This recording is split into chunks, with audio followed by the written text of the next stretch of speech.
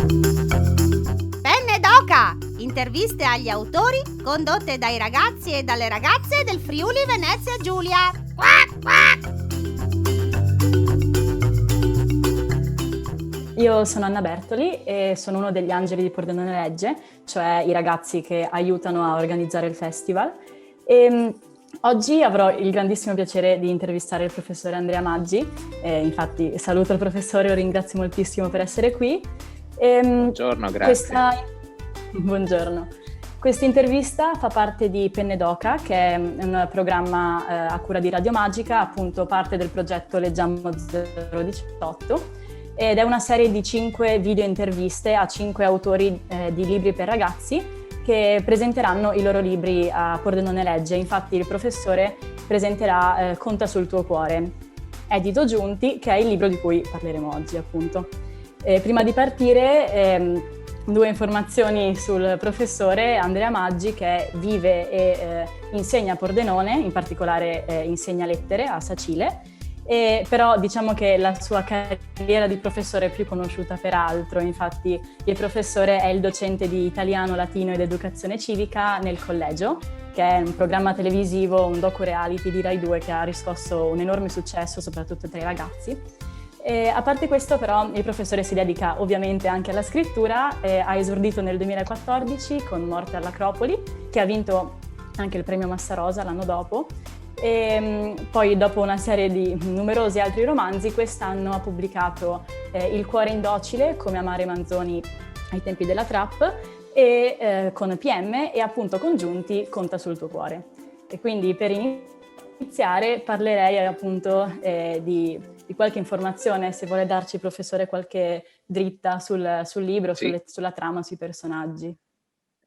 Allora, Conta sul tuo cuore è una storia, potremmo definirla una storia corale, la storia di 11 ragazzi che frequentano la stessa classe, una quinta liceo classico, e sono tutti ragazzi che non sanno bene che cosa vorranno fare nel loro futuro, tutti ragazzi molto diversi tra loro, a cui il loro insegnante di italiano fa una proposta, e cioè di fare un ritiro in montagna, in un rifugio di montagna per un mese intero, per fare una cosa che, per seguire il precetto più famoso di Socrate, ovvero conosci te stesso, per imparare a conoscere se stessi.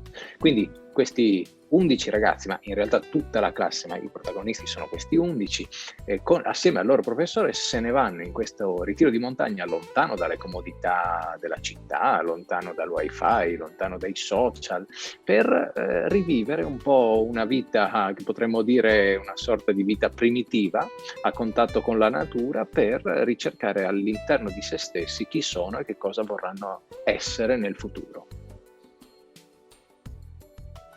Grazie. E ascoltando questa spiegazione mi viene subito in mente il collegio, perché lei parla di questi ragazzi che si allontanano appunto dalla normalità, dai social, e che è un po' quello che succede anche nel programma televisivo. E quindi volevo chiederle appunto quanto della sua esperienza come professore, sia nella realtà che nel collegio, ha ispirato questo libro. Beh, questo libro è totalmente ispirato, diciamo, alle esperienze che ho avuto nel mondo della scuola reale, e in parte anche a quello che ho fatto nel collegio, cioè come hai osservato correttamente tu. L'impianto è proprio quello, cioè all'interno del programma televisivo Il Collegio che cosa facciamo? Prendiamo dei ragazzi di oggi, dei nativi digitali, e li portiamo in un tempo, in un'epoca in cui internet, i social e la vita come la viviamo oggi non esistevano affatto, quindi negli anni 60, negli anni 70, negli anni 80. Siamo arrivati al 92 con la quinta edizione, ma appunto ci siamo, l'intento è proprio quello di scardinare i nativi digitali dalle loro abitudini quotidiane. Ecco, diciamo che del collegio all'interno di questo romanzo c'è questo, ma il profilo dei ragazzi, dei miei protagonisti, è molto variegato. Direi che per crearli ho tratto ispirazione dagli studenti che ho avuto, che mi sono passati per le mani 16 anni di insegnamento reale, non televisivo, E poi anche, diciamo, un pochino l'ispirazione l'ho tratta da quelli che sono stati i miei compagni di scuola quando ero studente anch'io. Devo dire la verità che un pochino anche di me stesso c'è dentro, in ciascuno di questi personaggi. Mi sono divertito a spalmarmi un pochino in giro, un pochino in molti di questi personaggi giovani che sono dentro questo romanzo. Infatti volevo arrivare proprio a questo, anche proprio a quanto della sua persona è presente, però parlando del professore, perché non ci sono soltanto i ragazzi, c'è anche l'adulto che diventa la guida di questi ragazzi, quindi quanto di lei possiamo dire esserci in un personaggio simile? Beh sì, hai colto una cosa importante, no? Assieme a questi ragazzi c'è il loro professore che si chiama Roberto Elpidi. Elpidi viene dalla parola greca elpidos, che vuol dire speranza, cioè metaforicamente è colui che conduce la speranza, no? Nella vita dei giovani, che appunto affinché riescano a trovare se stessi. È un professore che all'inizio è il punto di riferimento, è una figura carismatica molto importante, ma nell'andare della trama diciamo che anche il professore rivela le sue fragilità, rivela le sue, diciamo, vicissitudini della vita, che ancora non ha chiuso, che non ha concluso, non ha ancora fatto i conti con tutto quello che gli è passato nella vita. Deve fare ancora i conti con alcuni dei fantasmi che abitano la sua psiche, e tutto questo emerge la fragilità del professore Elpidi all'interno di questo romanzo, e diciamo che proprio nella fragilità, nella voglia di volersi continuamente misurare con se stessi, io mi riconosco molto in questo personaggio. Cioè, io sono una persona che ha sempre bisogno di mettersi in discussione, perché nella vita si impara sempre qualcosa, le esperienze, le persone che si incontrano sono in grado di darti qualcosa che ti permette di migliorare, e per cui io sono una persona che cerca di carpire tutto quello che si può carpire dalle persone di valore che incontro, e il professore Elpidi fa proprio questo. Non è solo una guida carismatica del gruppo, ma è parte del gruppo stesso. Cambiando invece il focus un po', spostandoci dal libro, però restando nell'ambito scuola e letteratura, come fa a spingere i suoi ragazzi, i suoi studenti a leggere di più, ad appassionarsi il più possibile alla lettura?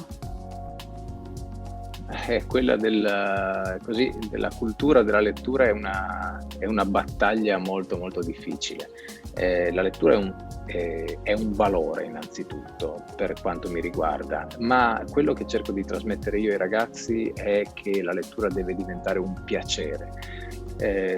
Se a scuola continuiamo a dare quest'idea che la lettura è una costrizione, l'attività della lettura sarà sempre per gli studenti associata all'idea della fatica. La lettura invece deve essere un piacere.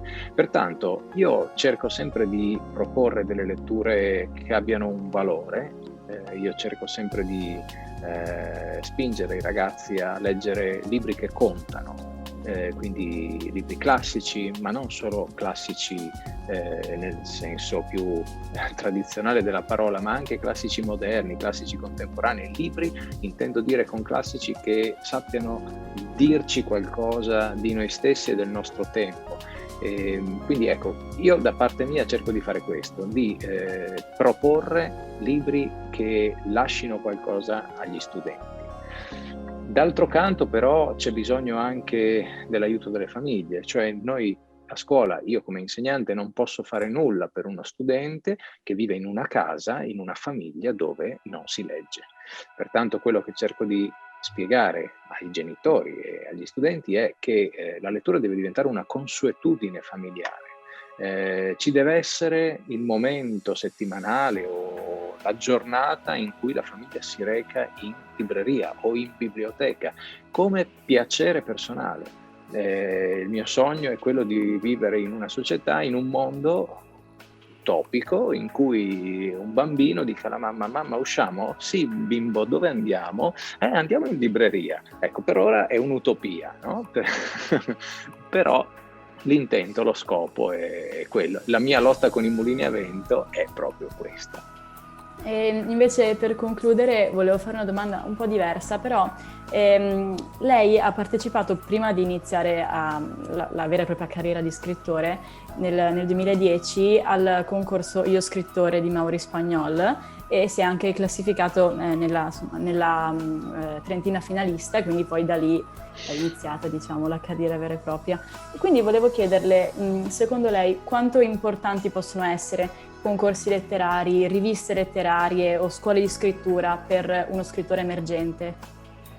Sono importantissimi. Io il torneo Io Scrittore, al torneo Io Scrittore ho partecipato 2 volte e per 2 volte sono arrivato tra i 30 finalisti. La seconda volta qualche editore si è accorto che questo candidato, questo concorrente non era proprio un caso che fosse lì, probabilmente aveva qualcosa da dire, qualcosa da dare, allora poi sono nati i primi romanzi con Garzanti, poi è partita la mia carriera letteraria. È importantissimo, al di là dei corsi di scrittura, dei tornei letterari, per chi vuole scrivere e soprattutto per chi vuole pubblicare, per chi vuole migliorare nella scrittura, è importante il confronto, è importante avere la possibilità di scrivere e far leggere i propri scritti a chi è competente.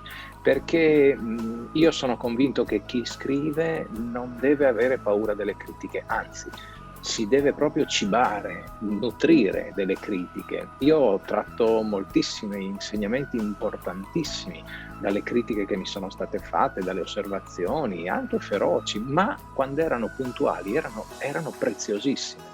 Quindi io consiglio a tutti gli aspiranti scrittori di provare, di cimentarsi, di scrivere, di pubblicare. Oggi, tra l'altro, con internet e i social è possibile accedere a moltissime possibilità, anche a scuole di scrittura, a corsi di scrittura molto, molto validi, senza neanche uscire di casa. Quindi davvero sono delle opportunità importantissime che permettono di fare rete, tra l'altro, e di arrivare poi, se uno vuole veramente pubblicare, arrivare a realizzare il proprio sogno. Però non bisogna avere paura delle critiche. Io la ringrazio moltissimo, professore, siamo arrivati alla fine dell'intervista. Per me è stato un enorme piacere, un enorme onore. Spero sia stato un piacere anche per chi ci ascolta.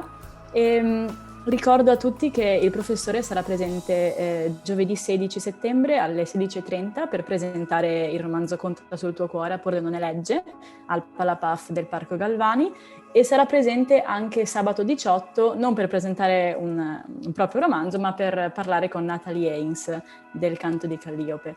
In ogni caso tutte le informazioni le troverete sul sito di Pordenone Legge e invece sul sito radiomagica.it potrete ritrovare questa intervista e soprattutto le altre 4 che vi invito a cercare. E niente, vi ringrazio tantissimo per l'ascolto, ringrazio di nuovo il professore Andrea Maggi, grazie a tutti, arrivederci.